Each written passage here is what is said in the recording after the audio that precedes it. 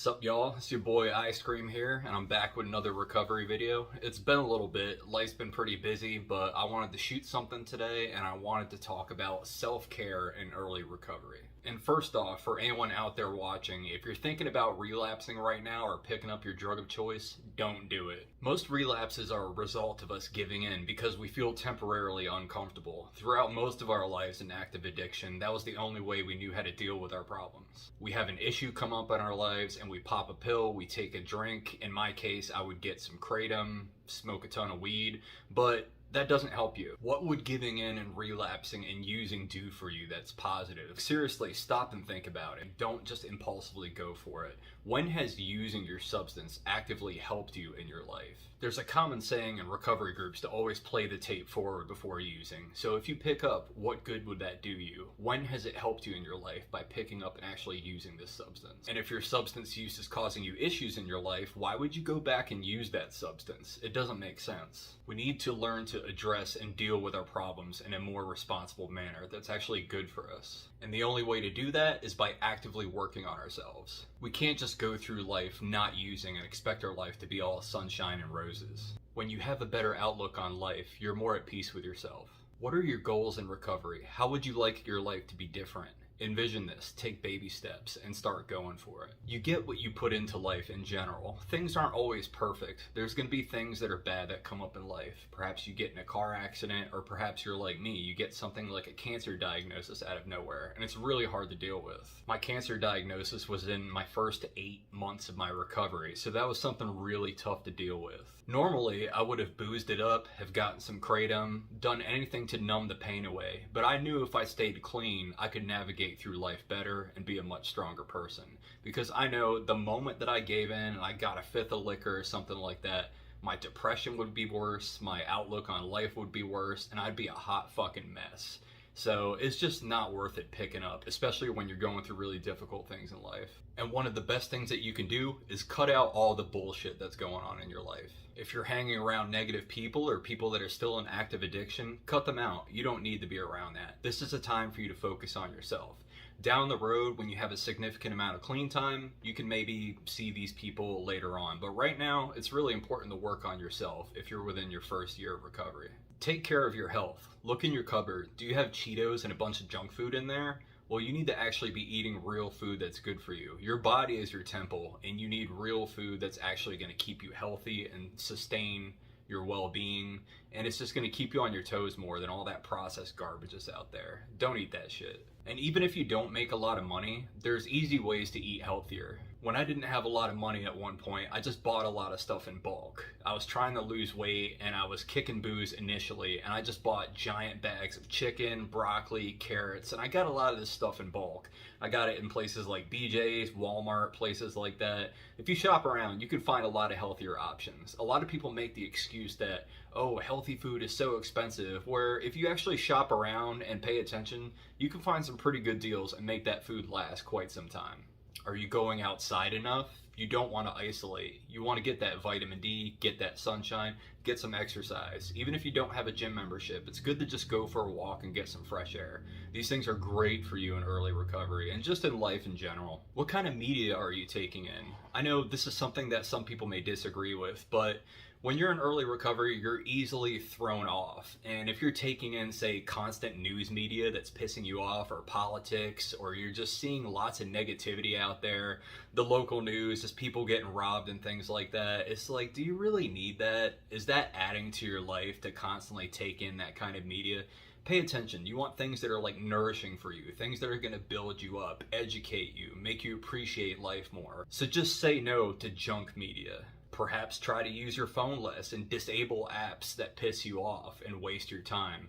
There's been a lot of times where I was in early recovery where I would just scroll through Reddit nonstop and I just read some comment that would just piss me off or irritate me. But at the end of the day, that shit doesn't matter at all. Even on my videos now, I'll get some negative comments and I just don't interact with them. It's like, it's not worth my time to interact with strangers that are being negative, because probably their lives are shit. That's the kind of person that throws that kind of energy out into the universe, and I don't have time to deal with those people. So all that negative bullshit that's out there in the world, Get that shit out of here. If it's not good for you and it's not building you up, you don't need to take that shit in. Do things in life that bring you joy. Get a new hobby or get back into an old hobby. Even if it's something as goofy as making model cars or something like that. If it brings you joy, do it. It's a lot more positive than going out to the bar or doing something that's like not good for you. You want to bring inner fulfillment to your life. Spend your time more wisely. Instead of mindlessly scrolling or being bored, actually plan out what you want to do. You know that book that's been sitting on your shelf that you've been wanting to read? You should go read that shit. Anything like that where you've been putting it off but you've been wanting to do, actually schedule that and do it. Like, so many people go through life and they're just bored or they're just navigating aimlessly, where actually plan out the things that you want to do and execute them, and you'll be glad that you did. Even if it's like chores, you want to wash your car or something like that, just go out and do it. You'll be glad that you did it. Or if it's something like, I'm a big dork, I'm building a Millennium Falcon Lego set right now, and you know what, that's all I'm gonna do tomorrow afternoon. I'm gonna work on that and I'm gonna have a ball. So just do little things like that that actually bring you enjoyment, to where you don't need a lot of money, you don't need a ton of other people, you don't need approval. It's just things that are good for you. The media and popular culture and this whole smartphone, everyone's connected all the time generation is kind of weird and kind of gross. It's good to step away from that every now and then and just focus on yourself, really. Especially in early recovery. You know, there's so much going on internally that you're struggling with, that it's good to tune that shit out. All that garbage stuff out there that doesn't matter, other people's opinions, none of that shit matters. What matters is that you do better and you're going to a better place than where you've been. When you intentionally navigate through life and your recovery with purpose, more fulfillment will come within naturally.